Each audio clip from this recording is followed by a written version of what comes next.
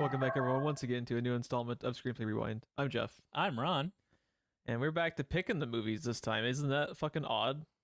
I had to not just sit back and have the show be dictated by our friends and family, for better or for worse, as listeners might have heard in such banger episodes as M. Night Shyamalan's The Last Airbender. My wife earlier was like, "Do you have your movie picked or whatever?" I was like, "Oh shit." So yeah, it's weird to get back in that mindset. And thankfully she reminded you, so you weren't scrambling at the 11th hour trying to figure out something. Oh, M. Night Shyamalan's Last Airbender. It's like, oh fuck. My I guess we're just covering M. Night Shyamalan's Last Airbender every episode for a year. Oh no. My list on IMDb for movies to cover on this podcast is 122 strong. God damn, dude. So yeah.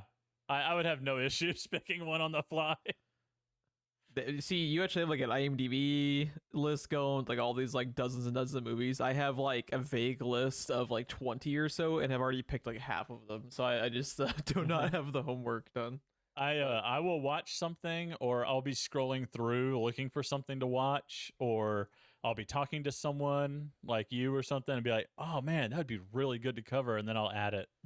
Nice. And yeah, it's up to I was 121, and then I was literally talking to you in the green room, and I was like, "Oh, she's in this. Oh, that's a really good movie. I'm adding this to the list," and it became 122. Write that down. It's my favorite line in Captain America. It's so good. Yeah, so we are covering The Man from U.N.C.L.E. this week, which I'm really excited to talk about because this movie is fucking awesome, and I feel like 12 people have seen it, and that makes me sad because it's fucking awesome. I find it interesting that its popularity, according to IMDb, is on the rise at the moment. Because that seems like for bad reasons. I mean, isn't it just an amazing third act twist when Henry Cavill has to suit up as Geralt and hunt Army Hammer for eating people? You know, this is a crazy twist. Yeah, but when Army Hammer removed Alicia Vikander's rib at the end and started munching on it, right? Yeah, that it's really. And then he triggers that Dark Souls boss cutscene. It's just amazing. Take a drink, everyone. Take a drink. But before we get to the episode proper, we got a question from the Bobby himself, the man, the myth, the legend. And Robbie writes in, and by Rod, I mean... So, I'm pretty sure that in the span of 30 seconds, you said Bobby, Robbie, and Ron. Well, I'm reading the question and speaking to you at the same time, and I just noticed that he misspelled my name when I was reading that. So, we just got all kinds of food happening right here, but yeah. So, Bobby, otherwise known as Ron and Robbie, writes in saying, since Ron and Geoff are in a bromance. Never thought about it before, but Tombstone is really a bromance between Wyatt and Doc. It's the biggest relationship in the movie. I agree. I think we even talked about that a bit, about how the movie kind of centers around their relationship. I believe that's probably what sparked this email. And his question is, what's a movie that had a surprising bromance for you? And Ron had one picked out for this because he actually did the homework and thought of it in advance. I kind of came up with one in the last few minutes. So what's your pre-selected answer for this, Ron? The first one that popped in my head immediately, only my wife and Bobby for sure will get it. If Lazy and Soapy still listen, they'll probably get it. I know Lazy will for sure. But in Bleach, there's two of the Soul Reaper captains introduced in season 2 onward. They couldn't be more different, but they are basically bros. It's Jushiro Ukitake and Shunsui Kyotoku. And they're two of the coolest characters in the whole goddamn show. There you go. Yeah, I've only seen most of the first season of that show, so I have you no saw context. The entire first season. Actually. I did. You did. Okay. Well, I feel like I remember about 10% of the first season. So there you go. At some point, we need to get you in here and just run through it. Just chain me to the fucking Clockwork Orange chair. It's you're gonna watch all 15,000 hours and movies of Bleach. You're welcome. So there's 363 that matter. and they're 20 minutes each. So Just cut the that fact- into just- a just- third. Just the fact that you said there are 300 plus that matter. Oh God. The one though that I thought of that is probably better for most of our audience would be Die Hard with a Vengeance. There you Samuel go. L. Jackson That's a and good one. Bruce Willis. That's a good one. My answer is The Nice Guys with Gosling and Russell Crowe. It's such a random coupling of actors, and they're so fucking awesome together in that movie that was my answer. I was just kind of browsing around my movie shelf. I was like, you know what? I think that's a solid bromance. That was almost my pick for next time. It's been so on my close. It's been on my short list for basically the entire runtime of the show too. It's honestly insane. We're almost at 50, and we haven't covered The Nice Guys yet because one of my favorite movies of the last several years is The Nice Guys. Like, just hands down, so fucking good. Fucking love that movie, dude. He throws the gun out the window. That's just one of those movies where it's the same joke every time, and I'll laugh just every single time, just every single time because it's just so good. Oh Man. that's a lot of blood. Love it. Oh God, Oh man, I need to watch that movie again. It's been too long. so good. Well, we'll have an excuse for it soon because one of us eventually has to pick it. Just absolutely has to fucking pick it. But yeah, so thanks again for writing in with the question, Bobby. And if anyone else would like to have their prompts or questions read, all you have to do is email screenplayrewind@gmail.com, or you can also tweet us at SPR Filmcast with your stuff that you'd like us to talk about, because Ron and I will talk about anything. See the last 50 episodes of this show. Oh man, What episode are we on? What are we entering into right now? We're getting close. this is to gonna 50. be 49. I was gonna say we're getting real close. Yeah, this Yeah. is 49. 49, so I feel like we should do something like special asterisk for 50. I don't know, we'll talk about it, figure out what's going on. Or if you just want to rock with whatever you'd already pre-selected to, I'm fine with that. Then we can just have like we can always do like a separate thing if we wanted to, of like a kind of special 50th episode, because it's pretty cool. It's like crazy we've already had 50 episodes of the show, to be Lord of honest. the Rings live commentary, all movies back to back, one episode. The extended editions. The extended editions. Yeah, I'll be asleep by like the midpoint of 2 hours. Jesus. But man, let's talk about the fucking Man from U.N.C.L.E, dude. This Oh my movie's awesome. God. How could you stop me? This movie's so good. I fucking love it. Now, let's do- for the record, normally we try to, for the most part, this whole podcast started trying to pick a movie that the other one hadn't seen. But this is a movie that was already in mine and Jeff's favorites list. Yeah, and it's also one other kind of just goal of the show to me is if we can get, it is One first and person. foremost, yeah, if we just get one person to watch these really underrated movies like Man from U.N.C.L.E, it makes it worth it to me. So, in addition to introducing movies to the other, it's also just really important just to get one or two people out there to watch these movies that are just so criminally underrated. Like we talked about, like Man from U.N.C.L.E. What's some of the other ones we've watched that were like kind of Bad Times at the El Royale was another one. We just wanted more people out there to have watched it. I would also say like The Ritual. The Ritual is for sure. just amazing movie that is so underrated. And just- Willy's Wonderland. yeah. I mean, how could you not want to watch Nick Cage? And just go to our Twitter banner. Just look at that. Tell me that's not cinematic. Just chef's kiss all around. But yeah, let's get the rundown out of the way. Obviously, we will be having spoilers for The Man from U.N.C.L.E. You can basically know everything that happens in Man from U.N.C.L.E. and still really like it because it's just, an espionage, Cold War spy movie. So it's just fucking fun to watch no matter what. But, we prefer you can be able to follow along with us without being spoiled. It is made in 2015, directed by... Is there a more singular director than Guy Ritchie? Because if you just say like what a Guy Ritchie movie is, this movie was just like 1000% his, and I think the source material just gels really well with his type of film because it's so specific. When you're watching a Guy Ritchie film, and to me that is the studio was 100% what was wrong with Aladdin. Because Oh, I don't know why you go out to hire Guy Ritchie as your director and not let Guy Ritchie be Guy Ritchie. That was the Genie. That was the perfect time to let Guy Ritchie be Guy Ritchie. Oh yeah, I was You have a also character that can do anything, be anyone, and look like anything. And oh, I'm telling you, that had to be the studio, because that was, as soon as you and I heard Guy Ritchie, he's like, okay, this movie has a chance. Yeah, I was also just, obviously I love Guy Ritchie. I just always found it to be an odd pairing with him and that property.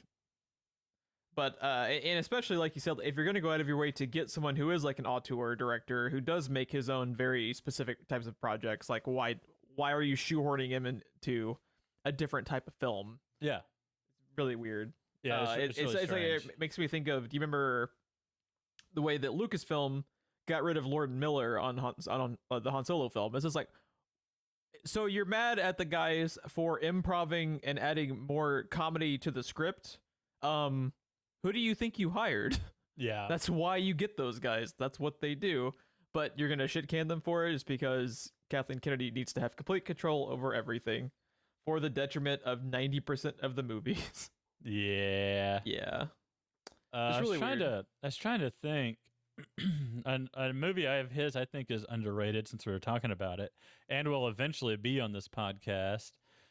You gave me a box set for one. It had 3 movies in it. There was one of them you said I had to watch. I ended up watching all 3 of them, but the one that I had never seen before for sure was Rock and Rolla. I'm trying to remember what was actually in there that you gave me to watch. I'm actually looking at it right here on my shelf. I think it was the one that was Rock and Rolla, Losers, and Shoot 'Em Up, because that is a little triple stack movie set that I have. But oh my god, dude, Rock and Rolla is so good. Yeah, it's super good. So good. I'm a big fan of. Have you ever seen Snatch? I have not. You need to watch. Snatch was one of the first movies of his to kind of really establish what a Guy Ritchie movie is, and it's really fucking good. Holy shit, this cast. I'm looking at it right now. Right, dude, it's fucking batshit, dude. It's so good. Ewan Bremner, my second favorite Ewan. Dude, Brad Pitt in Snatch is Benicio del Toro. You just gotta watch it, dude. It's fucking awesome. That's like the just absolute most Guy Ritchie-est that he's ever Guy Ritchie'd before. I kind of find, like, I think the Sherlock Holmes movies are kind of underrated to an extent too. I think they don't get enough props for just how like cool and well done they are, and to be, like a 1000% Guy Ritchie film while also being a good Sherlock Holmes film, and the way that he kind of blends those together is really interesting. I had actually forgotten that he did the Sherlock Holmes movies until there's a couple of times in The Man from U.N.C.L.E. they do the camera things, like in the car chase. Well, we're going to talk about it coming up at the beginning. A couple of moments like that reminded me of like mental chess that Sherlock Holmes does. So where he plans out like what's going to happen is so fucking great. And what's great is once you remember that this is all from the same guy. Like Napoleon Solo is literally doing that the entire movie in subtle ways. Like he literally is in the car shop, rips the map off the wall, and starts plotting out plot A and plot B to escape, and everything plays out exactly the way he thought it would from the beginning. So great. It's so good. But I love the way too that he, is incredibly good at what he does, but still gets played in certain instances because he's, it's making him a more realistic super spy. He's not like, they're not infallible. I'm sorry, what? What's Aladdin 2, sequel to Disney's live action version of Aladdin, director Guy Ritchie. Well, that has probably it's probably gonna be shit canned because they're probably not gonna want Will Smith back. Touche. It's in pre-production. It's got a release date of 2025. Not happening now. Well, like I said, Genie can look like anybody and sound like anybody. It is going to be a fortunate Doctor Who-esque character trade. Genie is Chris Rock in the sequel. I'd watch it. Oh, man. I just punched my microphone. I just slapped my microphone like Will Smith. Get my microphone's name out your motherfucking mouth. Is this becoming too topical for us now? Probably. Yeah. Anyways, the bottom line is we love Guy Ritchie, and we could do an entire podcast just on his body of work. And there's a lot of entries from him that like are eventually going to be on the show. Just like gotta be. Yeah, and we're going to repeat this entire conversation when we get to them. If there's one thing we do, it's repeat conversations. I mean, I'm not even going to hide behind that fact anymore. I mean, seriously, though, in all seriousness, why would you hire Guy Ritchie and not let him be Guy Ritchie? I know, right? Fucking crazy. Anyways, you see what I did there, I'm sure. Oh, yeah, absolutely. Let's see. So one interesting thing that I actually found out while doing a little bit of research for this movie, did you know this was originally optioned for a film in, like, what was it? 1993 is when the rights were originally acquired to make a film adaptation of the original TV show. I don't know why, but that just sounds awful already. Right. I don't know why.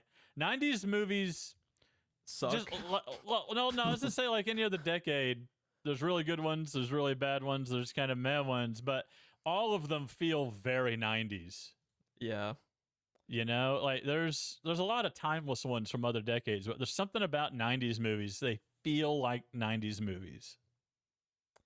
So they had a few directors that were actually optioned for Man from U.N.C.L.E. A couple of them I would totally like to see movie versions of the Man from U.N.C.L.E. with these guys. Steven Soderbergh would have really been intrigued by that. And Matthew Vaughn was one of the other directors who I really would have liked to have seen a Man from U.N.C.L.E. I think each of those movies versus the Guy Ritchie one are all very, very specifically those directors' films, and I would enjoy watching every one of them to see like their take on it, because they all, I think, gel with this property. You know what they should do, since Guy Ritchie won't get around to a sequel, and I don't know if a sequel is happening now thanks to Armie Hammer, but I could totally see this kind of being James Bond-esque, where it just keeps floating between different writers, different directors. Yeah, like keep the cast, but keep floating it between different people. Man, you gotta feel bad for Guy Ritchie. Like his co-stars and all of his main ongoing productions turn to be psychopaths and get canceled themselves from fucking Hollywood. Poor Guy Ritchie, dude. Oh man, gotta suck. But obviously, we talked about how Guy Ritchie directed this. It was screenplay by Lionel Wygram and Guy Ritchie himself, based on a story by Ritchie, Wygram again, and Jeff Kleeman, and based on the television series created by Sam Rolfe. Now, here's a question. Had you ever had any familiarity with the original show? Because I did not. I went into this completely cold, just because I liked the cast and liked Guy Ritchie. I've never watched it. My mom has talked about it all through me growing up. Gotcha. My mom was a big fan. I'm almost curious to go back and like watch a few of them, just because I'm such a sucker for Cold War spy shit that even though it was probably more of like a campy version of it, I'm still all about it. I just love Cold War stuff. Yeah, I don't know why. I guess because that was like that's the best place to put an espionage film. Because I mean, think about it. On paper, Cold War shouldn't sound that good. Nothing is happening. It's a good thing in real life. For a movie, it doesn't sound that great. Yeah, it lends itself to like the secrecy of it, because so much of the Cold War is, you know, there's so many times the world almost ended that we'll never know about, and that's what makes it cool. Is like there's all this, you know, sleight of hand subterfuge type shit, and it's not your typical type of, you know, it leans more towards espionage and thriller instead of your prototypical war film. So I think I think it's an interesting subject matter to cover, and you can go like a lot of ways with it. You know, like the Man from U.N.C.L.E. has instances that are campy, but you know, you have other stuff like, did you ever watch what was the Spielberg one, Bridge of Spies? That was another Cold War espionage one that was pretty good. I have not, but I've heard a lot of really good things. I didn't know it was Spielberg. Yep, it's Tom Hanks, isn't it? Yeah, Tom Hanks. The cast is really good. It's really good espionage movie that you should totally check out. No, this is a genre that I have a pretty big gap in my experience. So one of the reasons I like the Winter Soldier movie so much is because it feels so much like espionage, kind of Cold War. That's vibe intentional, to it. I'm sure. Oh yeah, 1000%, and it just works for the material. The fact that they went out and got Robert Redford, I mean, that is hell yeah, dude. That is your cue that is an intentional feeling they wanted you to have. Absolutely. Let's run down the cast. So we need to get some Robert Redford movies in here. We really do. Love that man. We have another man I'm absolutely head over heels with. How good is Henry fucking Cavill in this movie, dude? Dude, he's Napoleon Solo and he's The Witcher. I mean, come on. Come on. How are you? And you know, talk about people that are underrated. Henry Cavill does not get enough respect. Henry Cavill's fucking awesome. Henry Cavill's great. Henry Cavill is one of my absolute like favorite people in the fucking world right now, and I feel like he's still like made Superman good. You know? Yeah. I actually liked his take of Superman, and I rarely ever go for Superman stuff. It's like Henry Cavill's fucking great. The dude, he's basically American James Bond in this. He's The Witcher, and he played fucking Superman. Like, the dude just has like all the range in the world that I feel like he doesn't get enough kudos for how good he is. Again, because I feel like we're never getting a sequel to this, I think he should be James Bond. I agree. Dude, Henry Cavill, the thing that he's really low key good at, like, if you're not paying attention, you appreciate it without even knowing it happened, is his line delivery, especially on comedy. Like, even in The Witcher, his one-liners and shit, just his delivery is so good. And then in this movie, he gets to do little things, little body language things, physical comedy that is some of the hardest comedy you could do. Just when he's in the back of the car, like rolling around with the pen on the map, or like the way he's talking to Armie Hammer when he's on the moped later, and just his facial expressions and his sarcasm. He's fantastic in this. I absolutely love his line delivery. Maybe my favorite delivery in the whole movie is he's trying to stop the car. He has 100 opportunities to shoot this secret agent that is trying to murder them, and he's just fascinated by the. He's like somehow holding the bumper of the car. This like. Yeah, he's holding the bumper and trying to stop the car, and Henry Cavill is just like, "What the fuck am I watching right now?" And he conveys it like that look he gives Armie Hammer in the scene where he has to pick the lock for him on the door, and he just walks in and just gives him that look, and it's just like, God, I love you, Henry Cavill. He's so good. I love when he's talking to Jared Harris. He's like, "No, you don't understand. It wasn't human. You should have seen it run." And then Jared Harris keeps talking, and he's like, no, you don't understand. It ripped the back of my car off, is what I think he says. That scene's awesome too. Like when you have it framed from inside the car, and you see Armie Hammer fucking Captain America shield throw the bumper. Yeah. And there's like a 2 or 3 second delay, and then it hits their car. You're just like, good God, dude. Armie Hammer fucking smash. And the fact that he just calls him the Red Peril the entire time. I love that. Yeah, I love that. He always calls him the Red Peril, and Armie Hammer always calls him Cowboy. Those are probably like nicknames they had in the show, but I just don't know because I haven't seen it. Yeah, that's a gap I have. I was too busy watching Get Smart. Yeah, it almost feels like that was you remember in the 90s where we had like the Dante's Peak Volcano and Deep Impact, and what's the other one? Like where they kept having like parallel things happening at the same time. Coincidentally, it feels like Get Smart and Man from Uncle were kind of like those competing, almost identical things happening at the same time, just out of nowhere. Well, let me tell you which one the better remake movie is, because it ain't Get Smart. I got paid to watch that movie, and I wanted to walk out. Oh, God. Man, yeah. Didn't it have The Rock in it? I don't remember. I think it did have The Rock in it. Everything had The Rock in it at that time, That's true. It just didn't make sense. It's the age of cell phones. Why is his shoe still the phone? Like, the movie would have been so much better as a period piece like this was. That's another thing too. One thing I really, really like about Guy Ritchie is I love the fact this movie is set in the 60s, and he doesn't beat you over the goddamn head with it like Spielberg in his fucking 50s movies. Like, oh my God. Spielberg has gotten worse with that over the years. We talked about that in Kingdom of the Crystal Skull. How it seems like as his career goes on, he gets worse and worse about doing that. It just has to be front and center in your face.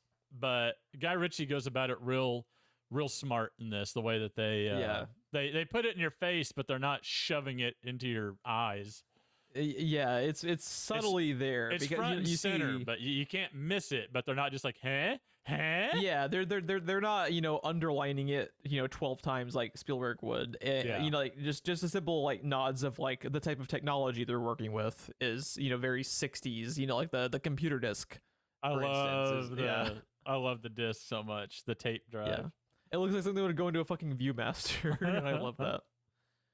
We have Army Hammer, who unfortunately his career has gone the way that it has. Because I always really liked Army Hammer, and it's just kind of a shame that what happened with him. And if you're curious and want to do the god awful deep dive of just how insane that dude is, based on recent reports, we won't talk about that here. We'll talk about this more as just a performance. I think he's actually really good in this, and I think him and Henry Cavill were awesome together. Because of the whole fact that Army Hammer is basically his Man from U.N.C.L.E. character in real life. If we're not gonna get a sequel to this movie, give me a knockoff movie that is Napoleon Solo by himself. That's not Napoleon Solo. That is just Henry Cavill doing that character again. Yeah, in another romp, because if you're not gonna make him James Bond anyway. But yeah, Army Hammer. I haven't seen a bad performance. I'm not familiar with a ton of his work, but every time I do see him, he's great. Did you ever see The Lone Ranger? I was always intrigued by that because it got, I saw that trailer and was like, you know what? I used to watch the black and white show and I didn't care about it then, so I don't know that I care. And then it turned out I made the right decision according to everybody. Yeah, everyone shat all over it, but I was always just kind fine. of... I'm sure it's absolutely fine, and everyone just lost their mind for no reason, but... It just felt to me like one of those types of movies that the internet kind of just jumped on the bandwagon of shitting all over it, even though, like you said, it was probably fine. I think I had hit peak Johnny Depp at that point, and it just seemed like another reason to shove Johnny Depp into something. Yeah. That casting does not age well either. It does not. All that's missing is Amber Heard. Oh, dude. The Lone Ranger would rather be alone, dude. I'm telling you that right now. No, you don't understand. I'm the Lone Ranger. Yeah, get the fuck out of my movie, Johnny Depp, please. I'll fuck this up on my own, thanks. Yeah. Oh my god. Dude, is it just not... Can we just, like, not have people be psychopaths? Is that so much to ask? Like, please. I know. My wife called me out on the fact that I can't generally separate artists from their work. And I was like, I know, but I just like this movie so much. Yeah. Like, it's unfortunate. I would have... If you told me that they were making a new sequel to this, like, every year, I'd watch every fucking one of them. Because I am all about... how awesome Henry Cavill and Armie Hammer are in here, like the Guy Ritchie, dude. This movie is so fucking fast paced. I know it's just catnip for me. I love like the editing behind it. I just love how there's moments of where it becomes serious, but then they smartly undercut it with humor, but it never feels like too campy. It's just like a perfect blend, and it's just such an awesome little spy movie, and I'm just all about it, dude. We have Alicia Vikander, who plays Gabby. Do you like Alicia Vikander? Because I feel like she kind of had like her moment there where she was starting to pop up in everything, and then after Tomb Raider kind of shat the bed a bit. I feel like people have kind of cooled the jets on Alicia Vikander, but I've always kind of liked her. I just never been like... I think she's amazing in Ex Machina, and I think that's probably the most I've liked her. And she's okay in this, I think. What do you think of Alicia Vikander in this? This is going to sound worse than I mean it. But to me, she's one of those that is just kind of always Alicia Vikander, and as long as you cast her well, she's great. Like Ex Machina. Yeah. I can see that. I didn't really mind her as Lara Croft. I have a lot bigger issues with that movie than the casting. Yeah, the casting was actually pretty good for that movie overall. Yeah, overall, the casting was good. It was just wasted on that script. Yeah. But, all of a sudden I'm blanking on everything else she's been in. Let me open this up real quick. But like Ex Machina, I thought she was great in that. That's one of my earliest times seeing her. Yeah, that was her big kind of blow up. Man Was from because of Ex Uncle. Machina, because she's just so good in that movie. That's another one that I'll probably eventually have on the show is Ex Machina There's something else I'm thinking of. with Vikander in it. Yeah. Apparently they've announced Tomb Raider 2 and she's Lara Croft again. I Um, sincerely doubt that movie will ever actually happen. it I don't doesn't. think that Yeah. the first one didn't make enough money for them to be able to really justify It also to- didn't cost any money. apparently, she was in Seventh Son. Is that the one that you were thinking of? I know you've seen Seventh Son. No, I just saw that and I was like, huh. Did not realize she was in that. Now I don't know what I'm thinking of, but I mean, to me, again, that sounds more damning than I mean it. But there are certain actors and actresses that you got to cast them a certain way, and I think if you know who you're casting when you cast Alicia Vikander, I think she's pretty good. Yeah, I think she's pretty good in this. I think she has pretty good chemistry with Henry Cavill and Armie Hammer, and that's really all you need with that Exactly. Yeah. that character. That's all. She doesn't need to be Meryl Streep in this type of role. Again, though, I mean, we've been talking nonstop about Henry Cavill. I feel like even that dude in real life, I feel like there's nobody that would have bad chemistry with him. So, Right, yeah, dude. If you just watch any interview with that man, Henry Cavill is just fucking charisma incarnate, and it's almost not fair for the rest of guys. one of the most charming things I've ever seen in my life was him building his own gaming PC. Yeah, and he's outward, like I love how outwardly open he is about being a nerd too. I was That's gonna really say, cool. as if he wasn't cool enough. The dude, if it's nerdy, he's pretty much into it. The fact that he called Netflix because he wanted to be Geralt because that's his favorite video game of all time. Love it, and he's so good. I will never. Good. It's a passion project for him. The only time in my life I've ever questioned Henry Cavill being casted as something is like, I love Henry Cavill, but I just don't know if I see him as Geralt, and he fucking owns that show. Owns it. He's so fucking good. You and I both made that same mistake on that same podcast. Yeah. And ever since then, I will never question a single thing he ever gets casted for ever again. He's like, you know what? If you can do that and also be this type of character and also be Clark Kent, it's like, dude, you can do anything. Just go for it. I'm down. Oh my god, it's fucking awesome. Leave some for the rest of us, Henry Cavill. That's what we're really saying. Yeah, you're already fucking Geralt. Basically, you're already Henry Cavill. My god. Think about it. Think about it. Let's say, hypothetically speaking, 5-10 years from now, he gets casted as James Bond. Motherfucker Perfect. was Superman, James Bond, and Geralt, and equally good at all of them. And Napoleon Solo. And Napoleon, yeah, that's one of my favorite characters in movies, probably. Yeah, he's great. Yeah, we got to get through this cast so we can actually talk about the scenes of the movie, because some of the scenes of this movie are just fucking legendary to me. Elizabeth Debicki plays Victoria, ends up being kind of the main villain of the film. To me, underrated. She's awesome. She's amazing in this. She's in Guardians of the Galaxy Volume 2. Yeah, she's like the gold alien lady, right? Apparently, she's in Tenet. I didn't see that yet. She's pretty good in Tenet as far as anyone could be good in that piece of shit movie. Right. But she's in this movie, dude, in her performance in Man from U.N.C.L.E, when she just gets real sinister, she's fantastic. Dude, the whole time, like just being, just rich bitch, and then when she turns into the Nazi villain at the end, like, oh my god, everything. Apparently, what I don't remember her in is one of my favorite movies of 2015 also was Everest. And oh yeah, I always meant to watch that because I remember you recommending me see it. I just never got around to watching it. Dude, the cast in Everest is nuts. Apparently she's in that as well, and I was not aware. I didn't really know who she was at the time, but I want to see her in more things. I forgot she was in the Cloverfield Paradox, probably because I forgot the Cloverfield Paradox happened. The paradox is remembering the Cloverfield Paradox happened. One other thing, I 1000% agree. One other thing that she was really good in is The Night Manager, which was a TV miniseries. I didn't know she was in that. That is still on my list. It was the miniseries, another espionage miniseries with Tom Hiddleston and Hugh Laurie, and she's the main female character in it, and she's fantastic in that too. It's a really cool show. You should watch it. I like The Night Manager quite a bit, and it's it is a nice little mini series. It's like 6 episodes, so you can just kind of like watch it in a day, and it's just really cool.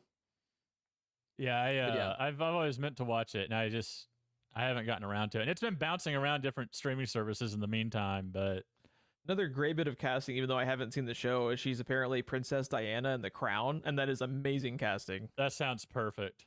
Just absolutely perfect. I haven't seen that show, but just everything I've seen is The Crown has just some of the best casting choices like of any show ever.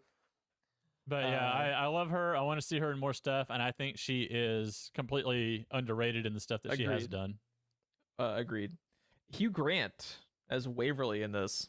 Because the first time I watched this, I was like, "What the fuck? Is that Hugh Grant?" Because they walk by him in passing, literally like halfway through the movie. It was like, "Is that Hugh Grant?" Like, I'm sorry, did I just see Hugh Grant? And then he shows up. Yeah. Here's the thing. How do you feel about Hugh Grant? I kind of think, how you're talking about how with Alicia Vikander, you kind of have to cast them for a certain thing, and they're always kind of themselves. I feel like that's kind of Hugh Grant, but I think he's casted well here, where he's just kind of that kind of smarmy, kind of asshole, but lovable asshole. I feel like he's good at that. But right. What do you think? I was going to say, Hugh Grant, he's one of those people that when I watch him, I always think he's great. He just hardly ever does a movie I'm interested in. Well, he only did basically romantic comedies for about 20 years. Forever, which is why he's one of my mom's favorite actors. But yeah, I feel like he's like every mom's favorite actor just about. Every time that I have caught one of his performances, it was always great. I just didn't give a shit about what he was doing. It's like from 1985 to 2000, was there a dude who was the leading man of romantic comedy who wasn't Hugh Grant or Richard Gere? I don't think so. I think it was just the man. Yeah, I'm just scrolling through his stuff right now. He's been acting forever, and all of this, I'm like, what the hell is any of this? He's like the romantic comedy version of Nick Cage. Like he'll just show up and do fucking anything. I'm sorry, Dungeons and Dragons post-production 2023, Hugh Grant? Interesting. Yeah, you just got my attention, Hugh Grant. I take it all back. Gotta get my name out of the rom-com scene. What's next on the list? Dungeons and Dragons. Let's go, baby. Watch, he's like secretly some giant like Dungeons and Dragons nerd like Colbert is for Lord of the Rings. I can see it. But yeah, no, I like every interview I've ever seen him, and he seems like a great guy. I've never heard anything bad about him. Yeah, I think his performances are great. I couldn't give less of a shit. I'm not saying what he's done is bad. They're just bad not up movies, your alley. Just not up my alley. Another dude on at least close to the Mount Rushmore of SPR as Jared fucking Harris. Oh my god, love me some Jared Harris, dude. Jared Harris is amazing. You want to talk about another guy? Never done a bad performance in his life. Jared Harris. Dude's just amazing. Dude, Moriarty. I have got to pick Chernobyl at some point to get you to watch it because. Thank you for picking the lighthearted, uplifting show. You have to, like Chernobyl is one of the best shows ever made. It's one of the best pieces of fiction. It's one of the best pieces of fiction ever made. Dude, Jared Harris and Stellan Skarsgård in Chernobyl. Holy the fuck, are they incredible in that show? I'm sure. I think it's Jared Harris's best work. It's just so good. And that's saying something. And that's saying something because like I said, like every performance of his is great. Apparently, even when he's in a bad mood. Even when he's that was a mistake. No, his performance I'm sure was good. Because I was about to say even when he's in bad movies like Morbius, he's still gonna be amazing because he's Jared Harris and he always shows up. But man, I hear that Morbius movie is terrible, and I kind of want to see it more now because I want to see how bad it is. I can wait. But no, this is one of those times that dear listener, if you don't recognize the name, go to IMDb and you will know him as soon as you see him, because even when he's just a walk-on role, you remember him. You remember his face. You remember his performance. And he does a lot of stuff where, like this, he's just hardly ever in it, but he's a standout because I fucking love his character. Or he'll be like the star of something. So the guy's he's apparently coming back for Sherlock Holmes 3. That's pretty dope. Ooh. Spoilers. All about it. I mean, it's on IMDb. I know. I'm just saying the way that movie ends. Yeah. Well, I mean, it's Sherlock Holmes. Like, nobody ever fucking dies in Sherlock Holmes. Another show of his that was really good is The Terror. Did you ever watch The Terror? No. It was like based on a true story of the ship that went missing in the Arctic in like the early 1900s. Oh. And it's Jared Harris is the main guy in it, and really fucking good show. Also highly recommended. Shit like that in Everest freaks me out because they're all based on like actual events. Yeah, you got to watch The Terror then, because that would be catnip for you. Like, it completely changes a movie, no matter how good or bad it is to me when it's based on actual events. It's just like, ah, shit, this actually happened. Yeah, I'm just looking up now, like what was the actual historical event that the first one was based on. I just wanted to talk about that real quick. Oh, it was about the lost expedition of Captain Sir John Franklin's ship. And God, what was there's like the first season was all about, because it's like an anthology show where each season is like about a different historical event. Interesting. It was about, That's an interesting concept for a show, actually. yeah, it's really neat. It was about them trying to figure out like how to navigate the Northwest Passage. I don't know if you're familiar with that. Super cool show. Highly recommended. Jared Harris, awesome, because of course he is, because he's Jared fucking Harris. I was gonna let's say, talk he's about Jared Harris. And that's kind of like the main kind of players we got going here. Is there anyone else with like the cast you want to talk about briefly before we jump in? I was just looking out of curiosity at Sylvester Groth. He plays the uncle, which has one of my favorite scenes in the movie. Dude. Apparently that man has made a career out of basically being that character. Being the most just scumbag of the earth. Some people cash in on the way they look or whatever. And I'm guessing that's what he did, because I'm guessing just from some of these character names too. It's not the first time he's been a Nazi. Yeah, if you just want to take a look at a dude and say like, could this guy play a Nazi scientist who enjoyed killing people? That dude. But yeah, let's jump in, dude. Oh my talk God. about. Oh my God! Can we talk? Can we talk about the boat chase? Just how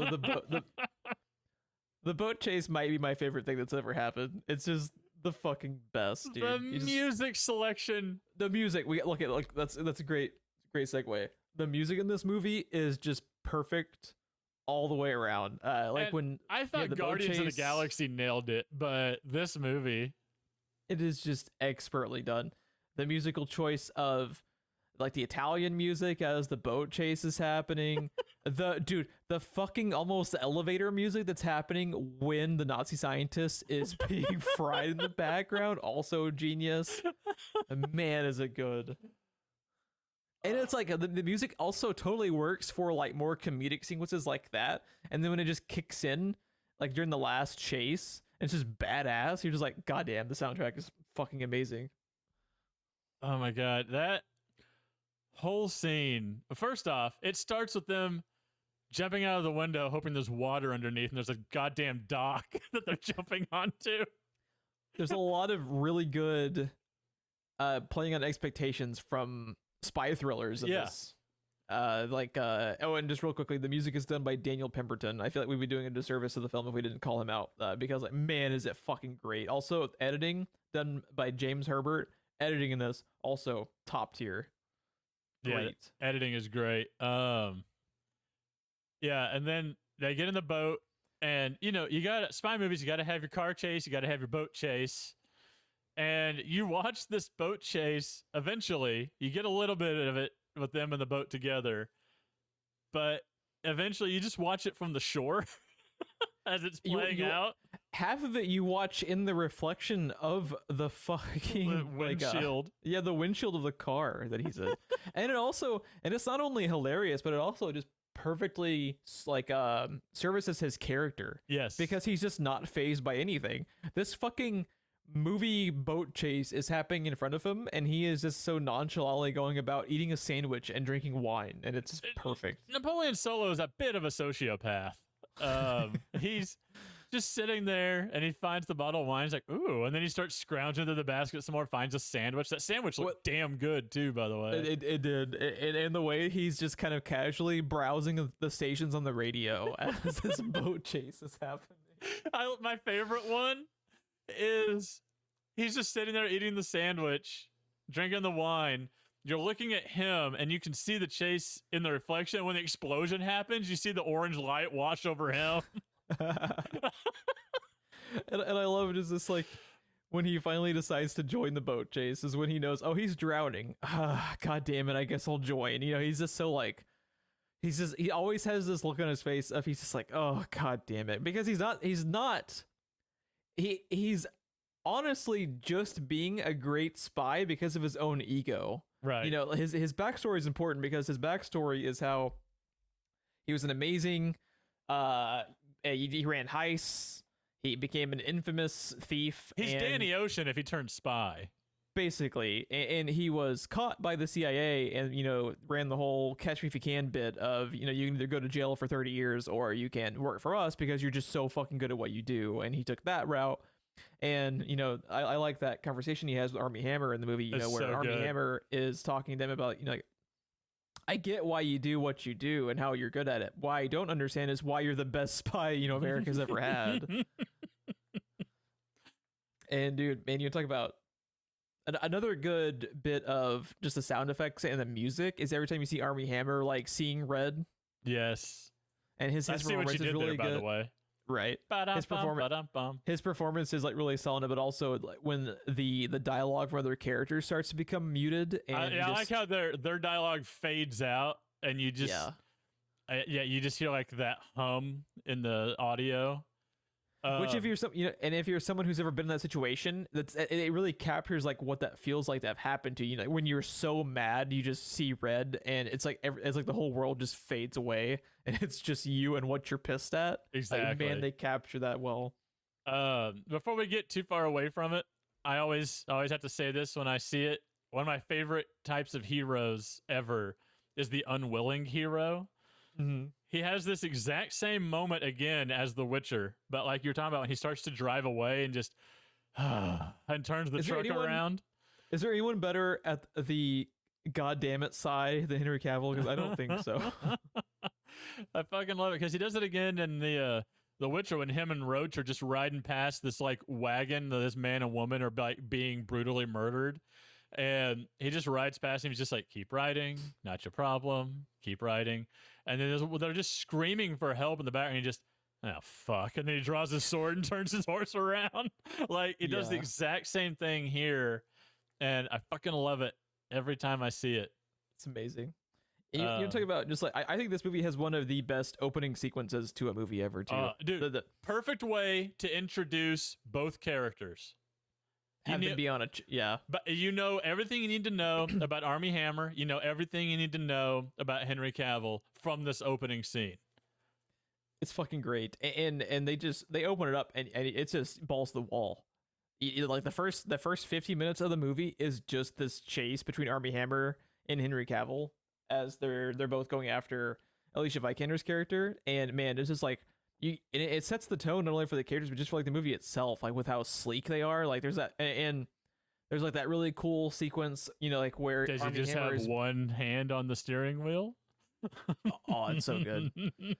Like that sequence where he tells her to, you know, go in reverse down the sidewalk, and they time it exactly to where Henry Cavill is walking the other way.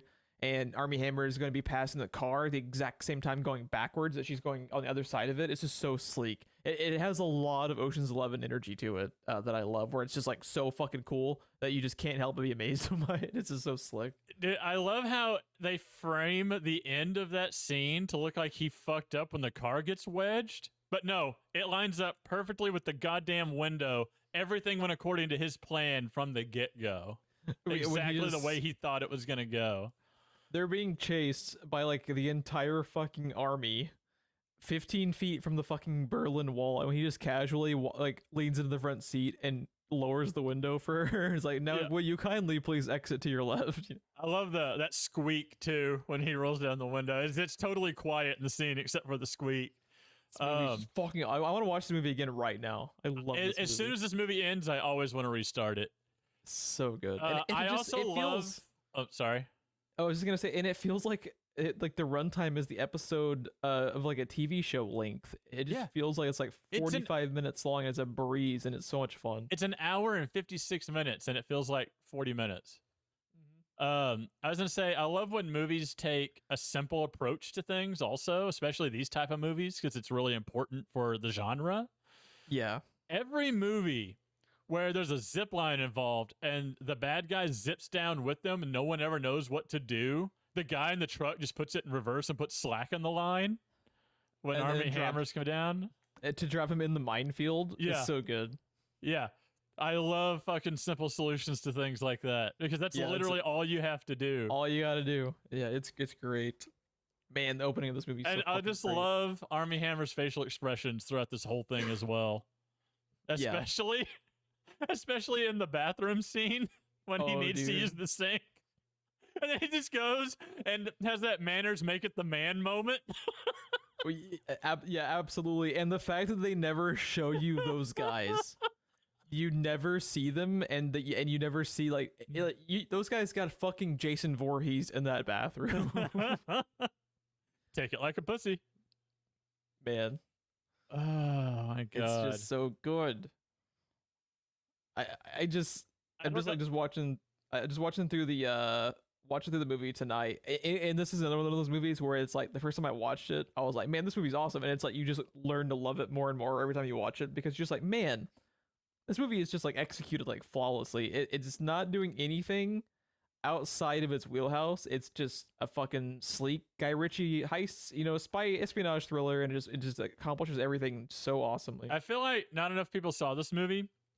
Anyone listening to this that saw Knives Out, that's what this movie is for the spy genre.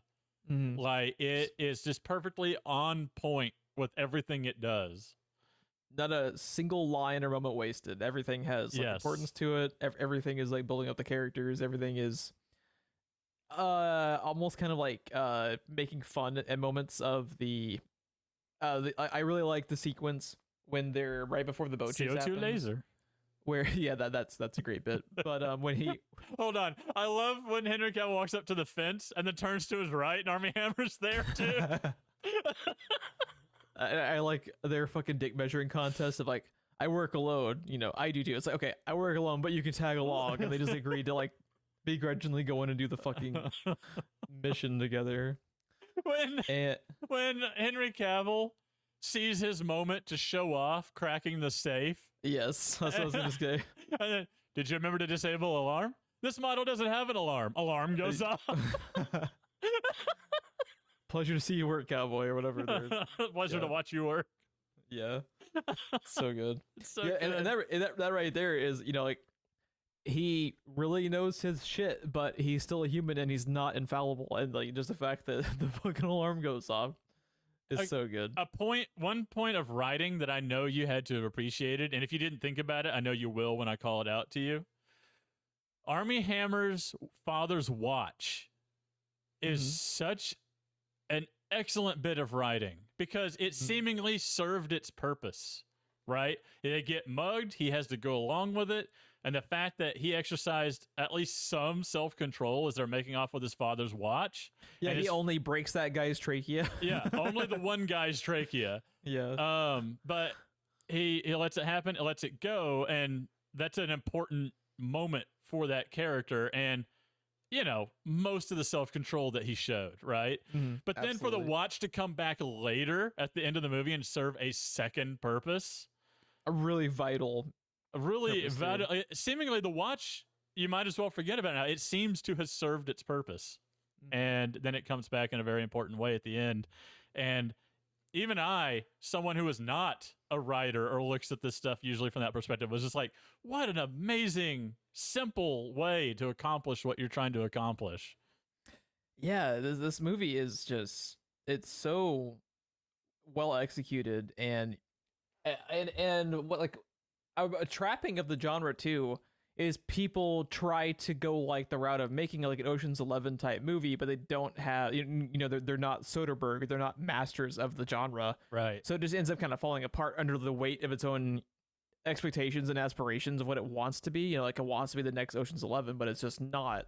And for this to like have glimpses into that type of movie, but know that what you're there for is they're kind of back and forth, and the more campy aspects of it, like there's a like for instance, if you watch this and it was under the direction of someone who wasn't like Guy Ritchie or like a Matthew Vaughn, like those guys that make serious movies but always have like an air of comedy to them, like there's a very like pretentious version of this movie where someone takes the 60s spy thriller sitcom type show Very and seriously makes it and grimdarks it, and just makes it miserable to watch. And like this is just one of those perfect properties being handled by the perfect people, and you just have this cast. And I'm just so sad that we're probably never gonna get a sequel now to this, because if this was one of those movies where it's like you get carte blanche, you get any sequel to any movie you want, this would have been on the short list of things that we're probably not going to have happen that I really, really wish we could, because I watched another like fucking 5 movies of this. Like why do we have 12 Fast and the Furious sequels and 1 Man from U.N.C.L.E? That's not fair to me. It's really not. Yeah, what I see when I look at this movie is Guy Ritchie, either he's a fan of the original show, which is entirely likely since he wrote it and directed it. It's probably a passion project of his. But what I see is someone who understood the reason that you return to a TV show night after night or week after week is for the fucking characters, and chose to focus on those characters. And that was the important thing for this movie, because we got the perfect casting for the characters who had the perfect chemistry with each other. And they, like I said, they perfectly fit the role, and the characters themselves are really, really well written and really, really well performed, because everything came together. And it's literally, you judge this movie, you tend to judge this movie off the cuff by the characters, and then you have to actually stop and think about the movie itself, because the characters all stand out. So, I mean, Jared Harris, was there a reason to have Jared Harris? Or was there a reason for him to dial in such a perfect performance? He's kind of got less than 5 minutes of screen time. Yeah. But they went out of their way. They had to go out of their way to get Jared Harris for that role.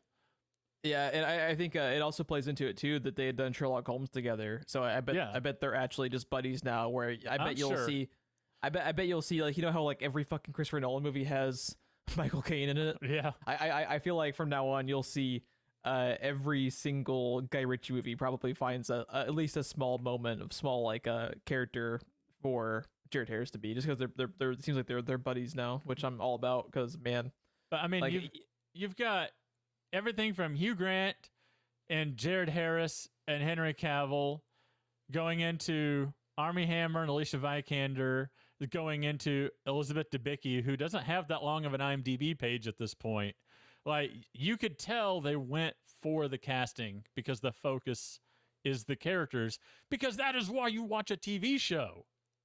Mm-hmm. So yeah, it's perfect. Everything about this movie is pretty much perfect, and that is, I'm sure, hyperbole to some degree, but I don't give a shit. That's how I feel about this movie. Yeah, and it had like a really lukewarm reception, which is surprising to me, because what else would you want from an espionage, somewhat campy spy thriller? It is everything that the genre is meant to be, with good performances, cool characters, good actors. It's the fact that everything is played straight. They're not winking or nodding at the camera. They're not pulling a Fuller House where they're looking directly into the camera to deliver some of these lines. Everything is played straight. It's literally an homage to the genre while making fun of the genre, while having fun with the genre. Yeah, it's just amazing. One other bit that I remembered, just kind of scrolling through the IMDb photos that I really like is how Henry Cavill has been drugged and knocked out in the past, and he's like, man, last time I did this, I hit my head real bad. So he just sets the pillows up and just lays down on the couch. It's like, that is such a cool little character quirk, where he's so prepared that even when shit doesn't go his way, he's prepared. And that is his awesome character work. because he's just like literally been through subtle. it before. Yeah, and it's just like subtle little stuff like that and then that's like the thing too. It's like I think this really improves upon stuff. Like it's really annoying in Mission Impossible how Tom Cruise's character just always knows exactly what to do. He's just a fucking superhuman, even though it's more interesting if they're not. Yes, it's more interesting. I like a flawed hero. It's like the main thing that ruined Die Hard eventually to a certain extent is like that people lost sight of like what made Die Hard 1 cool is the fact that when Hans Gruber shoots the fucking glass, John McClane can bleed. John McClane's a dude. He's really, really competent, but he's a dude. He has, he's not indestructible. And then you cut ahead 3 or 4 movies and he's literally jumping like away from jets on fucking crumbling highways. And it's like, yeah, those movies might not be like the worst thing that's ever happened, but y'all fucking missed the point. It's like you completely misunderstood what made John McClane cool in the first place. Now hold on, I actually like Live Free or Die Hard. It's okay, but you have to like understand my point of how it is missing the point entirely of what made John McClane cool in the first and even in 3. Even with A Vengeance, he's still not the fucking superhero that he is in like the later movies yet. It became what it was trying to upset, because at the time you had Schwarzenegger and Stallone and they were invincible basically in every movie that they ever did. Their character always did the perfect thing at the perfect time and could not be stopped. They were forces of nature. John McClane was a dude having a really bad day. Come out to the coast, we'll get together, have a few laughs. Yeah. And it's just either die a hero or live long enough to see yourself become the villain. Yeah. So they turned that genre on its head, and the success of those movies, they're good movies, and you look back and they're good movies. But at the time, no one had ever seen that before, because we were used to Rambo. We were used to literally anything Schwarzenegger did, right? Even Kurt Russell to some respect. Like we were used to the hero always being almost perfect in those movies, and then John McClane is not invincible, not always making the smartest move, and still comes out on top. Have we not covered Die Hard 1 and 3 yet? Because you and I talked about doing that for a franchise this summer. I feel like we should have already covered them, to be honest. Like, Die Hard 1 and 3 are just fucking amazing. We had it on our list for this year, I believe. Our short list is not so short anymore. It's really, mine's 122. Yeah, that's you said that, and I was like, what? That's my short list. You want to hear my long list? No, I'm good. I have a lot more prepared to do. Eventually, the show is going to be what? So, what movie have you picked for us this week, Ron? That's my secret, Cap. My short list is my long list. Oh my god! Let's talk about too just how fucking amazingly anticlimactic the ending of this movie is when they're just having their conversation. But it's perfect, and it's perfect too. It is technically an anticlimax that could not be more perfect, because it is so like well tying up in just a weird how like way. matter of fact his planning is. Well, not only that, in a weird way, this movie is about Napoleon Solo's ego brushing up against Victoria's. And he wins the chess match. She is so confident that she has won. And he checkmates her at the end. But in a weird way, this is about their egos. You want to talk about like a brilliant bit of what is foreshadowing that doesn't appear to be foreshadowing is when he figures out the name of the boat. Yes. Based on his attention to detail. That is some like next level like Sherlock Holmes shit. He has awesome. He literally has the, God damn it. What are they called in what? Hold on. In Altered Carbon, the main guy is a, what? As far as what he's he's a former member of a military regiment.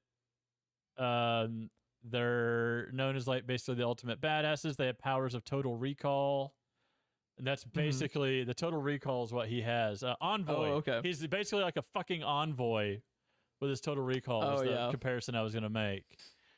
Yeah, the boat is really good because, like you said, it seemingly is inconsequential, and it comes back in a big bad way. Man, that scene when he's like just talking to her about how, oh yeah, so like the missile was sent 45 seconds ago, so you probably better be like, jumping out within the next 10 seconds, and it's just like the impact of that missile, but it's not shown like a typical action movie. It just happens, and it's so cool the way that it just happens, and it's a fucking missile blowing up a goddamn boat, but it's like on one end of the spectrum you have Michael Bay. And on the other end of the spectrum, you have that sequence. Well, it's not only that. Perfect. It's not only that. So through the whole movie, he has to have the last word.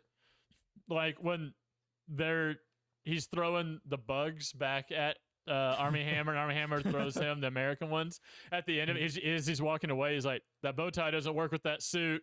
And then at the end of this, she's like, entertain me. And when he's done with the spiel, he goes, how's that for entertainment? And then the missile hits. God damn, I love this. I love this movie so much. It's her missile.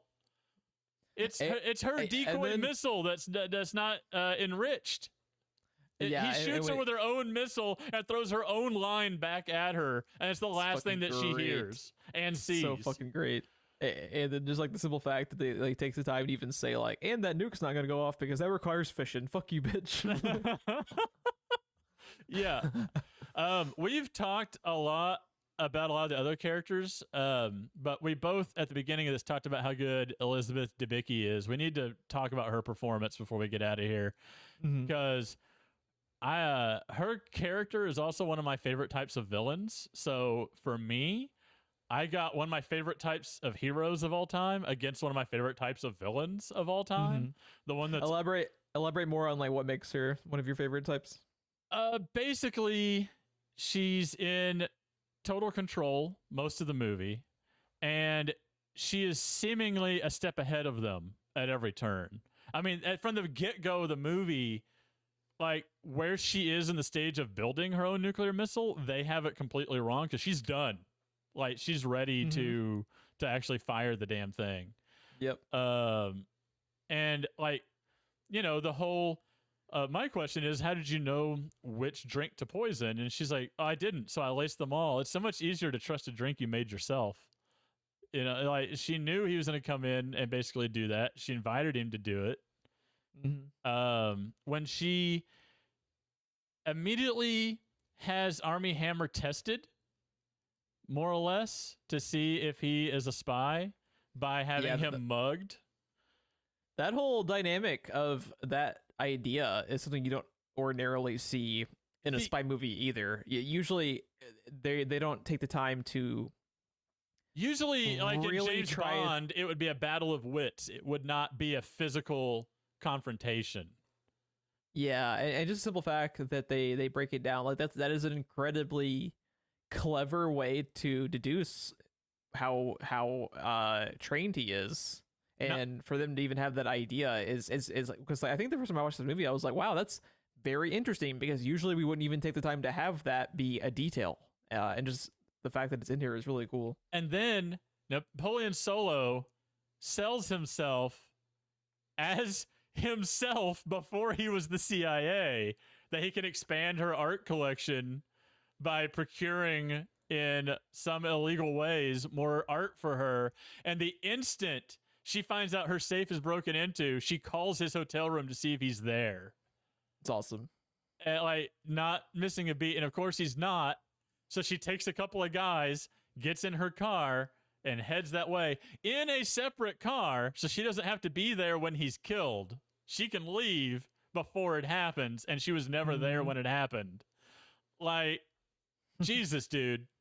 Everything about her character and her performance in it, because she's terrifying from the moment you meet her to the end, but by the end of the movie, she's terrifying for a different reason. Yeah, she just becomes like, just like ruthless, and it's like when she is walking away from him, like we should talk about more about the torture scene, dude. When she's sitting back waiting for the setup, she is working with a man who was like the golden child. A grape. yeah, like the golden child of the fucking Nazi scientist torture regime. Like the man has a fucking scrapbook of his torture victims, and Yeah. she just casually works with them, and is just couldn't care less. And it's just so brutal the way she walks away from him in that chair, and you're just like, God damn, she ends up being a lot darker of a character. Entire time. Her demeanor the entire time is just terrifying. Just so calculated and nonchalant about signing this dude up to be tortured to death, and she just could not give less of a shit because she's just fucking nuts, and she's just so calculated and cruel about everything that she just couldn't care less. And like, she's not dumb either. Like, she expected Alicia Vikander and her dad to betray her. Like, the instant it happened, she walks in just like fucking Iron Man 1 and has him switch back the lens. She knows exactly what he did, when he did it, when it was going to happen. She came in with an entourage that was armed. Like, everything about her character is just kind of terrifying. And then especially when you get to the end, it's for a completely different reason, because it's literally world domination reasons. Mm-hmm. And just the way she plays it, it's so subtle, but you can tell when that switch is flipped, when she just goes from rich bitch that is the villain from the get-go. Like, they debrief you on her. Yep. But when that switch is flipped from she's so rich she doesn't give a shit about everything to world domination, like, her performance changes, but it's a subtle change. Yeah, she's wonderful, and I'm glad that she looks to be on the trajectory of getting a lot more. Especially, yes, you and I haven't seen it, but like her playing Princess Diana in The Crown is very good because people love that show. It is a pretty high profile gig for her to have right now, and it's got to be a sign that she's got range, because you and I mostly know her as a villain from things. I mean, Guardians of the Galaxy Volume 2 and this. Yeah, she is. She's not a villain in The Night Manager, where I got a bit of a glimpse of that. So she's really good. Apparently, I got a glimpse of it in Everest, but I don't remember. She wasn't on my radar then. So yeah. I still need to go back and check that out. I added it to our list because I really like that movie, even though it's horrifying because it's based on real events. But yeah, that's always when your brain can't fully detach from the movie you're watching, because you can't, I shouldn't be that scared because it's just a movie. When you can't do that to your brain and you're like, man, this actually happened to real people, always makes it scarier, because you just like, you can't help but put yourself in those shoes, like how it would have been like to be there. And you're just like, Jesus, dude. Yeah. But we have to talk about the rest of that torture sequence, dude, at the end. I guess he fixed the glitch.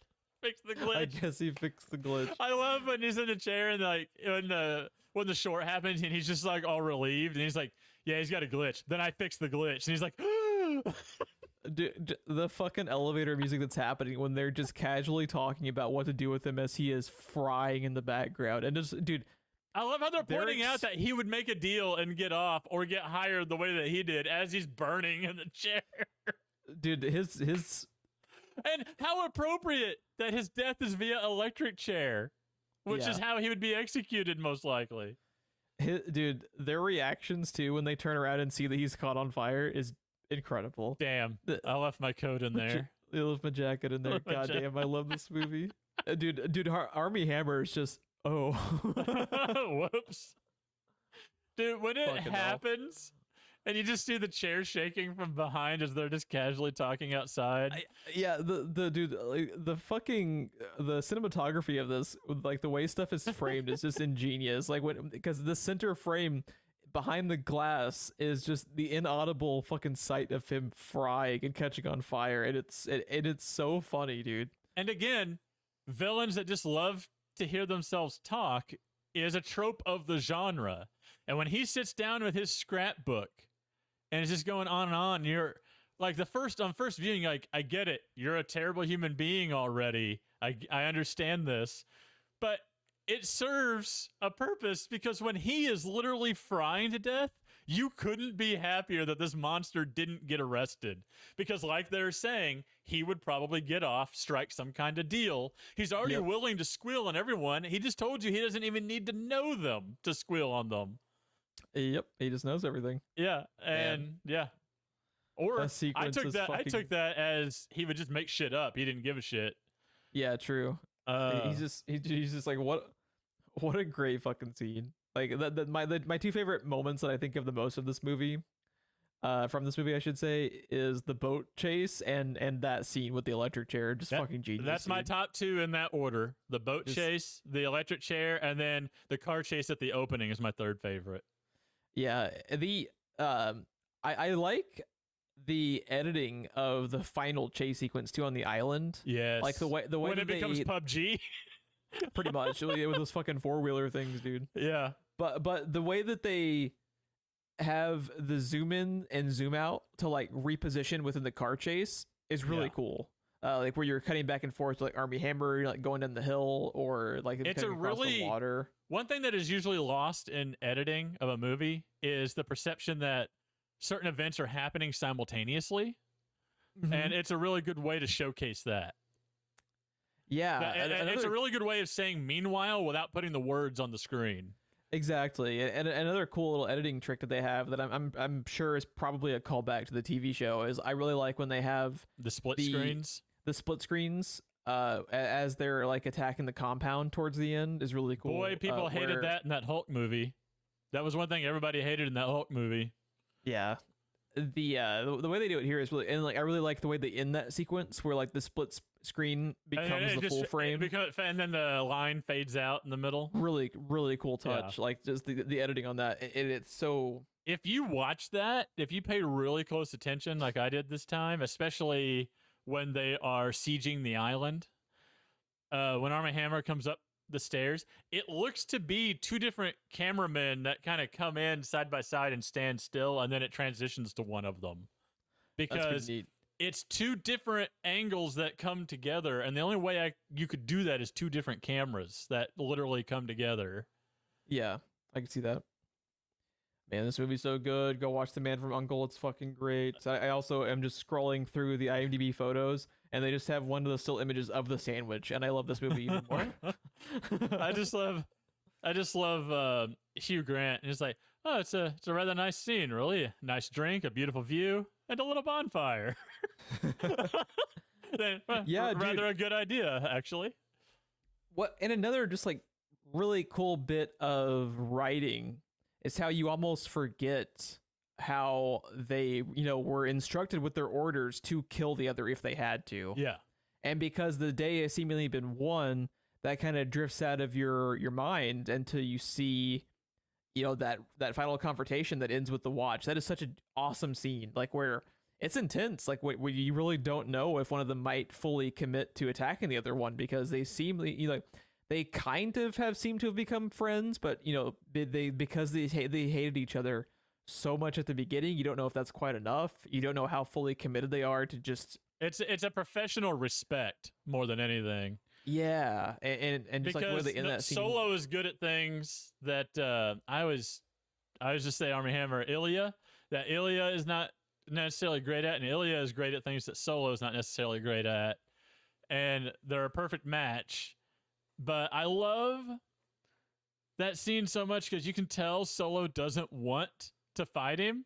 So he sees the tape, he realizes what's happening, he's just like, ugh.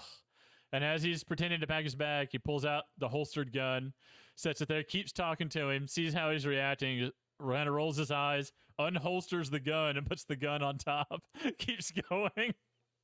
And he's just like slowly getting the gun ready because he doesn't want to do it.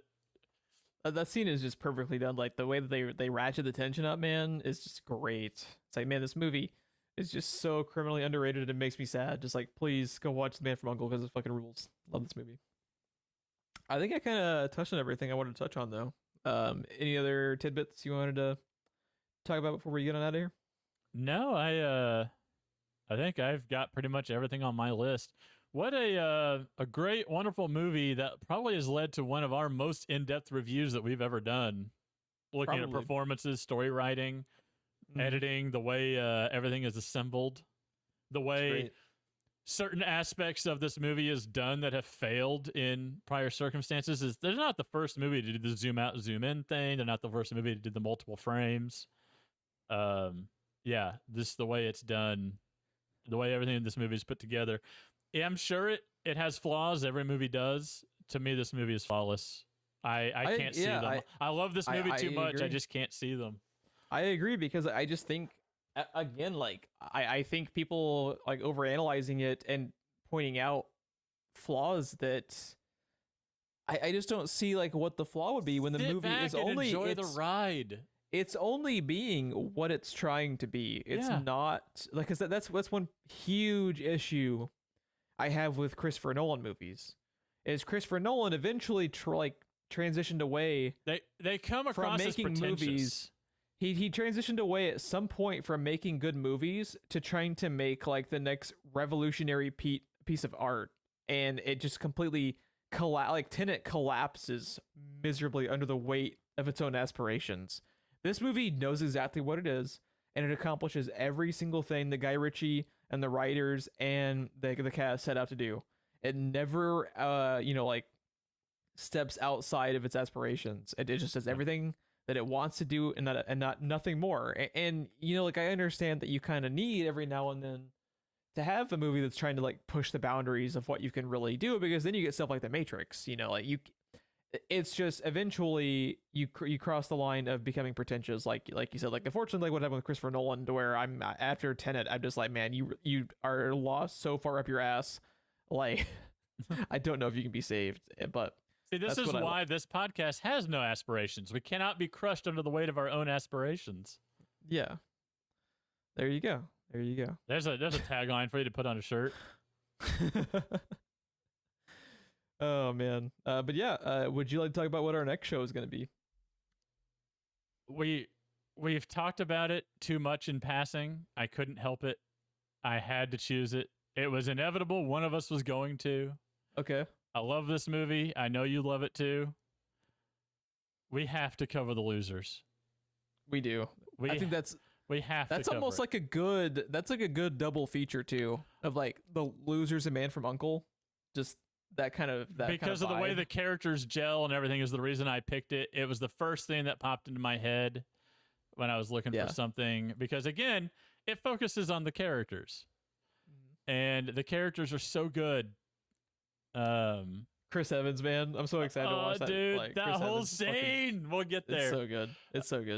It's on. That's an excellent choice. It's on HBO Max, and it looks like it's available to rent pretty much everywhere if you don't have HBO. So nice. Yeah, Losers, another just underrated film. Criminally underrated movie. Really good. Tore this movie apart. I don't know why. Me neither. I like the movie. It's worth watching for just the fucking cast. Like, the cast is awesome. Was it Idris Elba, Chris Evans? Yeah, it's amazing how... Is Jeffrey Dean Morgan in The Losers? I think he's... Yes, Jeffrey Dean Morgan is Clay. He's my favorite character, actually. This is the movie, and I'm going to probably say this again because it'll be 2 weeks from now. This is the movie that when Chris Evans is introduced in it, and everyone's like, what the fuck, Chris Evans? Who's been taking your lunch money? Like, why are you so beefy and bulky all of a sudden? And then shortly after, he's announced as Captain America. Mm-hmm. Yeah, he clearly knew that was coming. And in Captain America, he's like twice the size he is in this movie.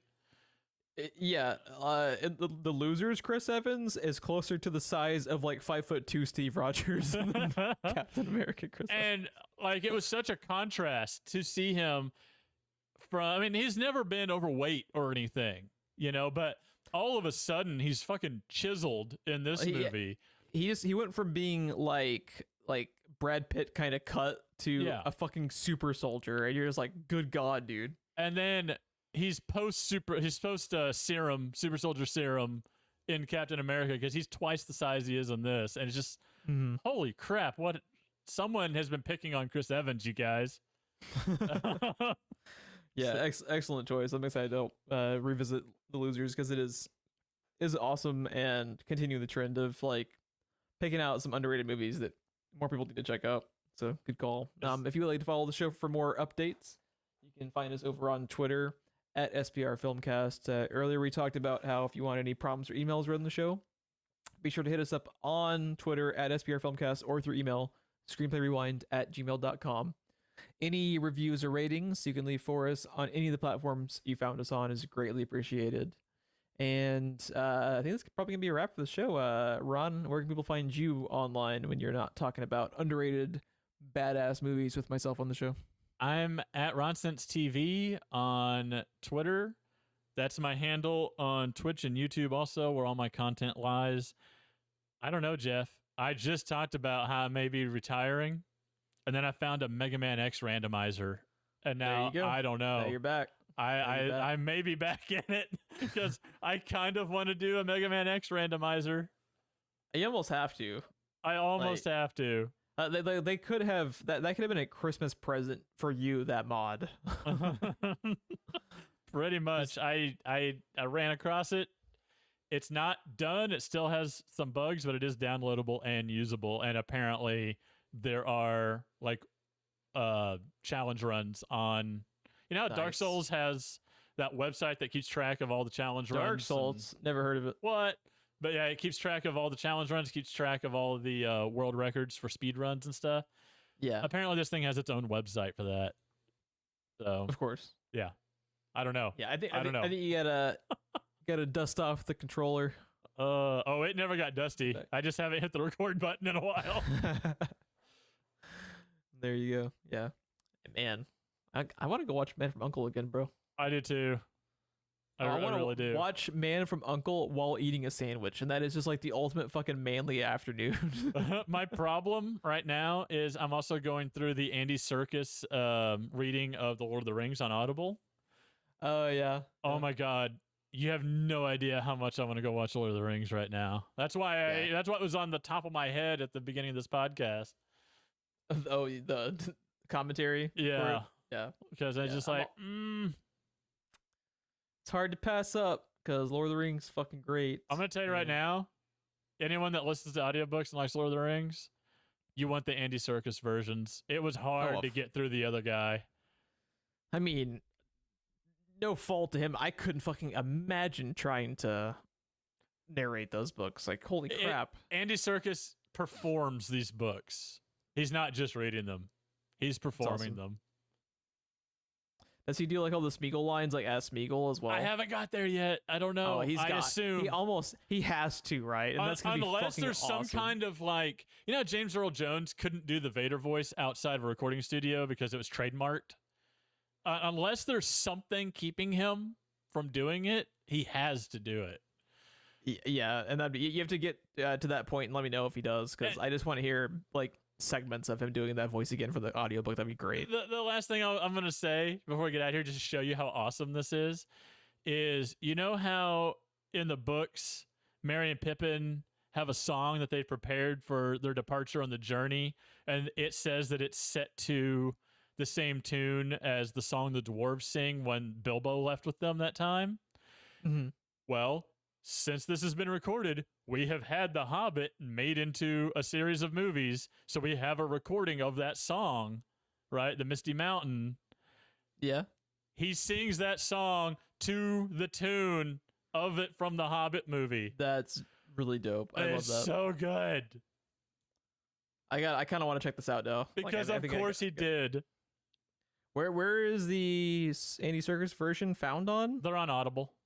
On Audible. Okay. Mm-hmm. Of course. I mean, that's owned by Amazon, and Amazon pretty much owns everything Lord of the Rings now. It's true. So yeah, they're so good. Yeah, I gotta check that out. Sounds great. But yeah, we appreciate everyone for tuning in to our Man from U.N.C.L.E. episode. Be sure to check out The Losers on, you said HBO? Is that where it was found? It's on HBO, and if you don't have that, it's available to rent everywhere. If you don't have HBO, you have a lot of good reasons to view HBO right now. And yeah, like you miss, like out on such masterpieces such as Wonder Woman 1984. Like, how could you possibly pass up that type of high caliber content, brother? Come on. But yeah, you probably have a free trial sitting out there somewhere on some service, Amazon Prime or something, or just HBO itself. Yeah, so you get the free trial. I think Hulu. Does Hulu have HBO add-ons? Maybe. They might have shipped that shit out though. Once Max? Disney acquired them, because Disney does a lot of tie-ins with Hulu now that they own Fox. You can even get them together on like a bundle thing, I think. Yeah, that's right. I forgot about that. I honestly, they might also do tie-in still. I don't know. Like their shit with Fox is still kind of hazy because they obviously want to pimp out Disney stuff on it as much as possible with their bundles. But I don't know like what previous deals were in place. But yeah, you can find it and then follow along with us on the show in a couple weeks. Point is, watch The Losers. It's great. Yeah, it's awesome. And Man Thanks from again, Uncle. God damn it. Yeah, no fucking joke. So good. Have a good night, everybody.